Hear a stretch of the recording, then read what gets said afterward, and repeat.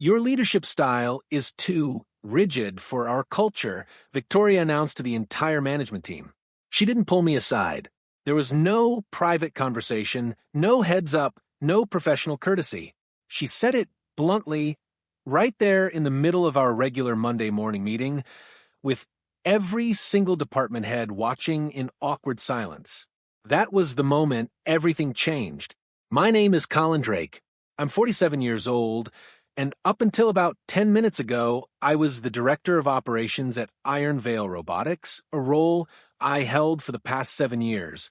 I gave a single nod, closed my laptop without a word, and said simply, "Understood." Victoria had been the new company president for all of 8 weeks. She was brought in by the board, really by the investors, who were looking for someone polished, someone with flair, someone with vision who could make the company look more attractive to potential buyers. She definitely fit the part. She wore expensive, tailored suits and used phrases like synergistic alignment and leveraging holistic ecosystems. Not once, in all her time with us, had she set foot on our manufacturing floor. I cleared out my office without protest. It took me exactly 22 minutes. One cardboard box held the few personal items I kept at work. The other was filled with the binders I'd carefully built and maintained over the years. Documents outlining vendor contacts, pricing models, delivery timelines, and dozens of other details that made up the invisible framework of our operations. It was everything someone would need to keep the company running smoothly, assuming anyone even cared to look. As I was packing, Victoria appeared in the doorway, her tone softer now that we were no longer in front of an audience. "Colin, this isn't personal," she said, with a hint of awkward empathy. "We just need someone who can lead with a more collaborative approach." I didn't say anything. I just kept packing. I thought to myself, the last 4 quarters should have spoken for themselves. But, of course, numbers aren't everything in today's business world. Not to people like Victoria. She didn't know, and likely never would, that those numbers, specifically the $12 million in annual revenue we'd grown to, up from $5 million when I joined, didn't come from fancy strategy decks or high-level synergy meetings. They came from human relationships, from years of trust building with suppliers across the Midwest, from handshakes, face-to-face visits, and remembering the names of people's kids. She would never understand that my so-called rigid leadership style was the reason we kept materials flowing during the supply chain collapse of 2023. That my supposedly outdated processes were the very reason we could undercut competitors by 6% on price while still maintaining solid margins. As I walked out, I shook hands with my team, wished them the best, and I meant it. They were good people, capable, committed. They deserved better than the storm that was coming. On the drive home, my phone started lighting up. Texts from stunned colleagues, missed calls from vendors who had already somehow caught wind of what happened. I didn't answer any of them. Instead, I veered off the highway, drove toward the Mississippi River, and parked at one of the overlooks. For the first time in 7 years, I had nowhere to be at 1 p.m. on a Monday. I sat in the car, stared out over the water, and said, quietly to myself, "Congratulations on your freedom." I watched as the barges moved slowly upstream, pushing against the current, and I knew in my bones what was going to happen next. I'd seen this exact story unfold before. The signs were already all over Victoria's office. The corporate lingo, the mention of implementing some slick new vendor portal software, the consulting firm she had brought in to modernize procurement. What she didn't know, what no one had bothered to ask, was that every single one of our key supplier contracts had been negotiated by me personally. They were based not on software platforms or algorithmic forecasts, but on real human understanding and mutual respect. There was no transition plan because nobody thought to request one. And now, of course, there never would be. When I first joined Iron Veil, they were a scrappy little company operating out of a drafty old warehouse near the rail yard. The product line, specialized factory automation components, was solid, but their reputation had taken a hit because they couldn't deliver consistently. They were missing deadlines, botching shipments, and losing business left and right. The owner, Harold Blackwell, was a brilliant engineer, one of the best I've ever worked with, but he had zero instinct for logistics. During my interview, I remember him gesturing toward a whiteboard covered in red scribbles, missed delivery dates, supply costs ballooning. "I need someone who can fix this damn supply chain mess," he told me. "You military guys understand systems. Make this work, and I'll make it worth your while." I had just left the Army after 15 years as a logistics officer. I knew exactly what needed to be done, not through bullying vendors or playing hardball. That only works in the short term. What lasts is mutual dependency, creating partnerships where both sides win, where everyone has skin in the game. I spent the entire first year on the road. I met every key supplier face-to-face, learned what they were good at, what held them back, what they wanted to grow into. A lot of them were small, family-run businesses out in places like Lima, Ohio, or Dubuque, Iowa. Not exactly the kind of operations you can plug into a slick cloud-based procurement app and expect to get results. But I did the work, and for 7 years it worked. Now, someone else will have to figure it out, or not. Either way, I'm out. Some of our competitors were merely branches of larger corporations, where success didn't come from operational excellence, but from knowing the right person. A strong relationship with a purchasing manager often meant preferential treatment during times of shortage. That wasn't how we operated. By our third year, through countless hours of relationship building, negotiations, and strategic sourcing, we had quietly built the most resilient and reliable supply network in the entire region. While others were halting production lines and scrambling for parts, our operations kept running like clockwork. We weren't just surviving, we were thriving. Our delivery reliability reached an impressive 98.6%, and customer retention held steady at 91%. These weren't just numbers, they were proof of the foundation we had built. Harold, the CEO at the time, recognized this deeply.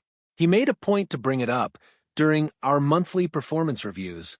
"Whatever you're doing with these suppliers, keep doing it," he would say with a grin. "Hiring you was the best investment I ever made." But all things change. Harold sold the company last spring, said it was time. He wanted to slow down, fish more often, and spend time with his grandkids. I didn't blame him. He'd earned it. The new owners, an investment group, came in with plans to professionalize everything. Out went the old systems. In came flashy software platforms, new reporting structures, KPIs nobody had asked for, and eventually Victoria. It didn't take long to sense a shift. The first sign came in her second week. She canceled my quarterly supplier visit, calling it an outdated and unnecessary expense in the digital age. The second came during a strategy meeting when I voiced concerns about unilaterally changing payment terms with key vendors. She brushed it off with confidence, saying, "They'll adjust. We're too important to them to walk away." The third was the most telling. I overheard her on a call saying that our operations team was stuck in the last century and needed fresh blood. I could have pushed back more. I could have made the case that our success wasn't despite our methods. It was because of them, that our relationships with suppliers were built on years of trust, mutual respect, and personal accountability, not just contracts or transaction logs. But I'd seen this story before. In the military, too, new leadership eager to leave their mark by tearing down what already works. I knew the signs. So I quietly began preparing. I backed up my notes, copied my contact lists, and got ready for what I sensed was inevitable. When the axe finally fell, the only real surprise was how publicly it happened. Just 3 days after I was let go, I received a call from Thomas Franklin, the chief engineer at Fwin Security, one of our biggest and most loyal customers. "Heard what happened," he said. "Their loss. You free for lunch?" No agenda. Just two old guys complaining about the world. We met at a steakhouse downtown. Thomas, now in his late 50s, still had the hands of a builder, thick, calloused, and worn from decades of honest work before he moved into management. After we ordered, he leaned in and asked, "So, what's next for Colin Drake?" I told him I was taking some time to weigh my options. He nodded knowingly. "Anyone from Iron Vale reached out?" I shook my head. Radio silence. He wasn't surprised. "Victoria's already stirring things up," he said. She just announced a mandatory new vendor management system for all suppliers. Rolled it out yesterday. Then he paused, studying my face. You didn't set that up, did you? I shook my head again. No. All of our vendor relationships were built on direct communication, real people solving real problems together. That's how we operated. I figured as much, he said. Here's the thing. Delays are already starting. Nothing catastrophic, not yet, but the signs are there. They replaced you with some kid straight out of business school. Talks a lot about strategic procurement, but couldn't tell you the difference between a grade 5 and a grade 8 fastener.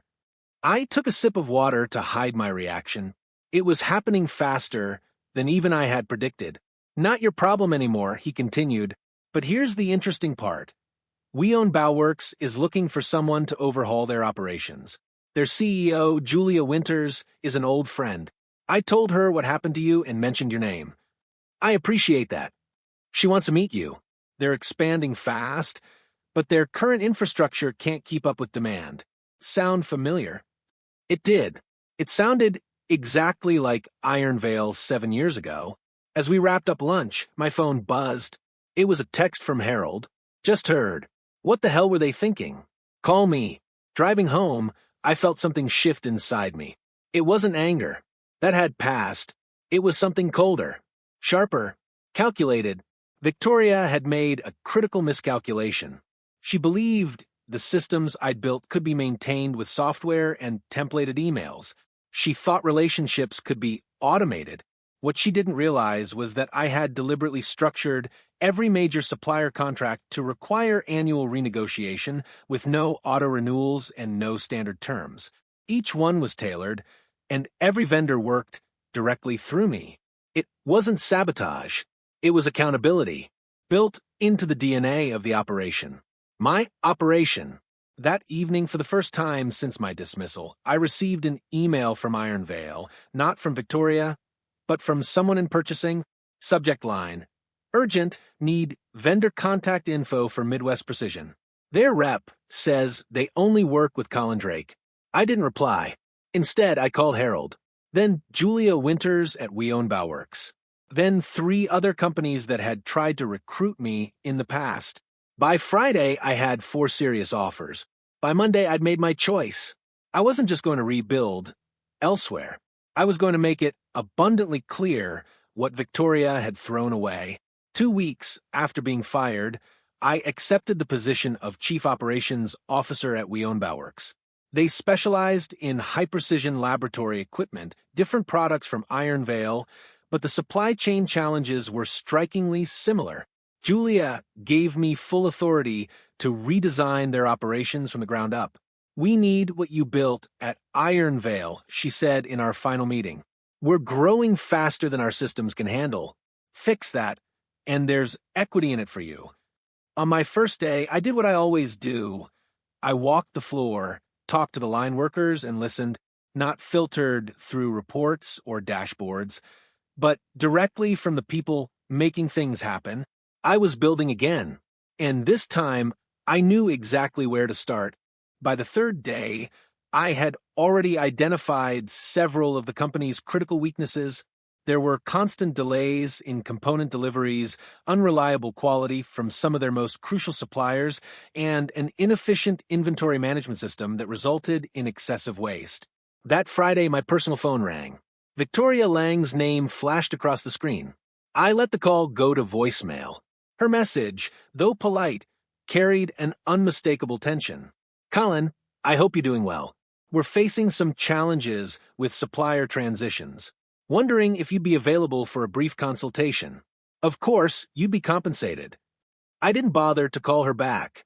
On Monday morning, my administrative assistant forwarded an email that came through the general contact form.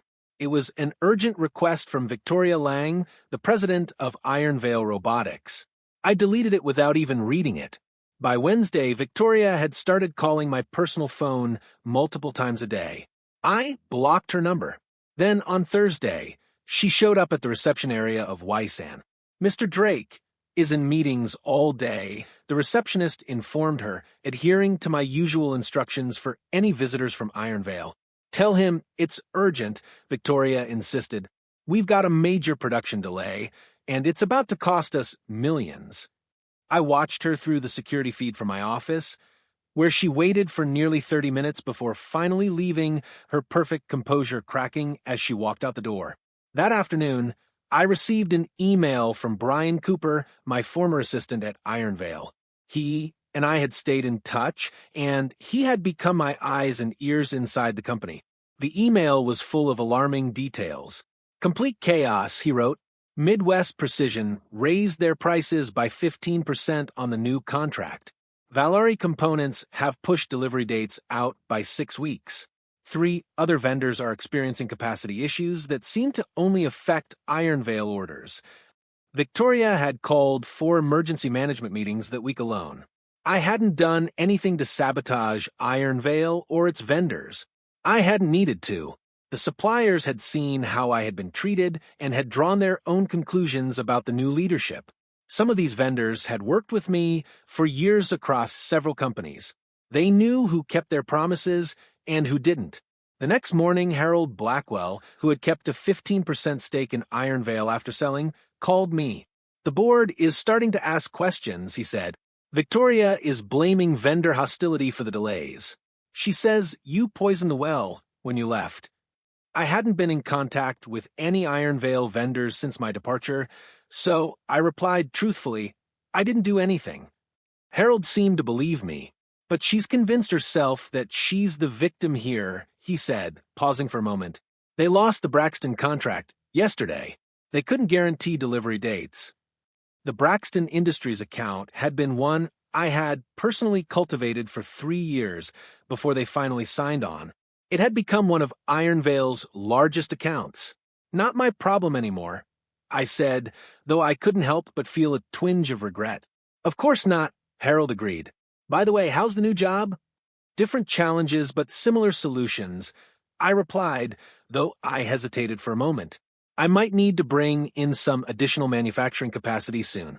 Do you know anyone who's looking to sublease factory space? Harold chuckled. Funny you should ask, he said. I might have some leverage to help with that very soon. A week later, I received a formal letter from Ironvale's legal department. They claimed I had violated non-solicitation agreements by interfering with their vendor relationships. Without hesitation, I forwarded it to Julia's legal team.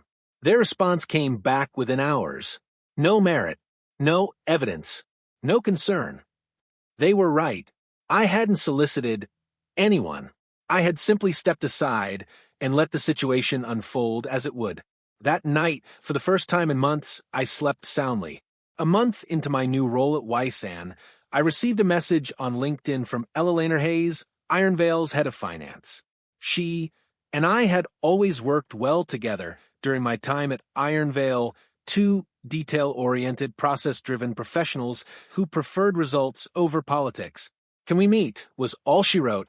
We agreed to meet at a coffee shop halfway between our offices. Ella Lehner looked exhausted. The kind of deep, bone-weary fatigue that comes from fighting battles you know you can't win. They're blaming you for everything, she said, once we sat down. The vendor issues, the production delays, the lost contracts. Victoria's spun this narrative that you sabotaged the company on your way out. I stirred my coffee and glanced at her. That would require planning, I said dryly, and I didn't have the luxury of time, considering I had only 10 minutes' notice of my termination. Ella Lehner sighed, clearly frustrated. I know, but here's what you don't know. She lowered her voice. Victoria was brought in specifically to cut costs and prep the company for a quick sale. The investors want to sell within 18 months, and they need to show consistent 20% margins.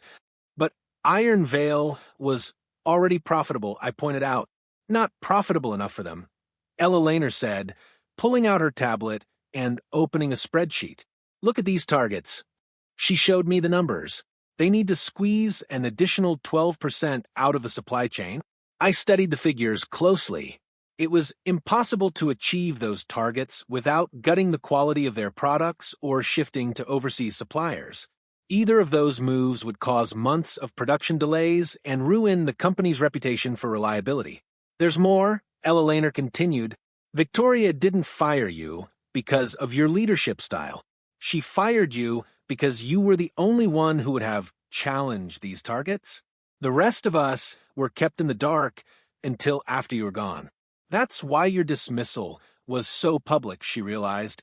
It was a warning to everyone else. Ella Lehner nodded. Exactly. And it worked. Nobody's pushing back. So, why are you telling me this? I asked. She closed her tablet with a soft click. Because I handed in my resignation yesterday, she said quietly. I'm not going to be part of what's coming next. She paused, as if weighing her words carefully. There's a board meeting next week. They're going to discuss emergency measures, including potentially closing the St. Paul facility and moving production to Mexico. That's 200 jobs gone. Harold won't let that happen. I said. Ella Lehner hesitated before replying. Harold's being pressured to sell his remaining shares. They're making it incredibly difficult for him to say no. I walked Ella Lehner to her car and thanked her for the valuable information. Then I drove straight to Harold's house. I found him in his garage, tinkering with an old motorcycle. They're going to gut the company, I told him, relaying the details Ella Lehner had shared with me. Harold set down his wrench, wiping his hands on a rag. I've been feeling the squeeze, he muttered. They want my shares at 10% below market value. I looked at him seriously. Don't sell. It's not that easy, Harold replied, his voice tinged with frustration. You're not getting calls from their lawyers every day, Colin. I leaned against his workbench. What if there was another option? What if WeOwn acquired Iron Veil instead? Harold stared at me. You're serious. Julia's looking to expand. She needs manufacturing capacity. Iron Veil needs leadership that values what it's built. It makes sense. Victoria's investors wouldn't sell to you. Too much ego involved now. They would if Iron Veil was on the verge of collapse. If their only hope of recovering their investment was a fire sale. I met his eyes. How long until the cash flow problems become critical? Harold thought for a moment. At the current burn rate, 6 weeks, maybe 8, and if key suppliers continue to have capacity issues, if more customers followed Braxton out the door. A slow smile spread across Harold's face. Colin Drake, you calculating son of a gun. I'm not suggesting anything unethical, I clarified. I'm merely speculating on market conditions. Of course, Harold nodded. Purely hypothetical. That night, I drafted an email to Julia outlining an acquisition opportunity that would solve our manufacturing constraints and give us access to complementary product lines and customer relationships. I wasn't orchestrating Iron Veil's downfall. Victoria and her investors were doing that all by themselves. I was simply positioning one to pick up the pieces and save those 200 jobs in the process. For the next month, I focused entirely on strengthening Wien's operations. We implemented new inventory controls, streamlined production flows, and established clear quality standards. More importantly, I rebuilt their supplier relationships using the same approach that had worked at Iron Veil. Personal connections, mutual benefit, and long-term thinking. Meanwhile, Iron Veil's situation deteriorated exactly as I'd predicted. Not because I interfered, but because Victoria's aggressive cost-cutting and impersonal vendor management created natural consequences. 3 more clients suspended orders this week. Brian texted me. Production's running at 40% capacity. They've started layoffs. I forwarded the update to Julia, adding it to the acquisition case. I was building. She'd been initially skeptical, but was coming around as the financial advantages became clearer. If we move, it needs to be soon, she responded, before they lose too much value. The following Friday, I received an unexpected visitor at Whiston. Thomas Franklin, my contact from Felwyn Security, showed up unannounced. Got time for lunch, he asked. Over sandwiches at a nearby deli, he explained his presence. We're pulling all our business from Iron Veil. Can't rely on them anymore. Sorry to hear. That I said, meaning it. Despite everything, I took no pleasure in seeing good people hurt by bad leadership. We need a new supplier, Thomas continued. Someone who can deliver the components we need without drama. Someone like WeOwn. I sat down my sandwich. We don't currently manufacture the same components as Iron Veil, but You could. Thomas smiled with the right equipment and expertise. Hypothetically, yes. What if I told you Felwyn is prepared to sign a 3-year contract with significant volume guarantees, enough to justify setting up a new production line? This wasn't just an opportunity for WeOwn. It was leverage for the acquisition. A guaranteed customer base would make Iron Veil's assets and workforce even more valuable to us. I'd need to discuss it with Julia, I said, but it's certainly interesting. When I brought the proposal to Julia that afternoon, along with updated information on Iron Veil's declining situation, she made her decision. Make them an offer, she said, but do it through Harold first. Test the waters before we show our full hand. I called Harold that evening and outlined the plan. He would approach Victoria's investment group, presenting himself as a concerned former owner with a potential lifeline, an interested buyer willing to acquire Iron Veil at a reduced but fair price. Won't mention why Stan or you initially, Harold confirmed. Just gauge their desperation. Perfect. 3 days later, Harold called back. They bid harder than I expected. Barely negotiated. They want out before next quarter's financials hit. Did they ask who the buyer is? Of course. I told them a private investment group. They didn't push. They're too eager to stop the bleeding. We moved quickly after that. Julia assembled the acquisition team, with me providing detailed information on Iron Veil's assets, capabilities, and remaining strengths. We structured the deal to retain as many employees as possible. People I knew personally whose skills and dedication deserved better than what Victoria had given them. 2 weeks later, with the preliminary agreement in place, it was time to reveal Wistan as the buyer and me as the architect of the acquisition. The meeting was set for Monday morning at Iron Veil's headquarters, exactly 3 months after my very public dismissal. I selected my suit carefully that morning, not to impress Victoria, but out of respect for the moment. This wasn't about revenge. It was about restoration. I walked into Iron Veil's conference room at precisely 9 a.m., followed by Julia and our legal team. Victoria's face, when she saw me, was worth every sleepless night of the past. 3 months. What is this? She demanded, looking from me to Harold to her investors. Mr. Drake is here representing the acquiring company, Harold explained calmly. This is a joke. Victoria stood up. We're not selling to him. The lead investor, a thin man named Jeffrey Pearson, cleared his throat. The preliminary agreement has been signed. Victoria Bauworks is acquiring Iron Veil's assets, and Mr. Drake will be overseeing the integration. You can't do this, she insisted. He's the reason we're in this situation. He sabotaged our vendor relationships. I remained standing, hands clasped behind my back. I haven't contacted a single Iron Veil vendor since my departure. I'd be happy to provide phone records, emails, and sworn statements confirming that fact. Then how do you explain? What you're experiencing, I interrupted calmly, is the natural consequence of treating business relationships as transactions rather than partnerships. Those vendors didn't need me to tell them how little you value them. Julia stepped forward, taking control of the meeting. We're here to finalize the acquisition terms. WeOwn will retain majority ownership, with Harold maintaining his current stake. We'll keep the Iron Veil brand and as many employees as operations can support. Victoria looked to Jeffrey and the other investors for support, but found none.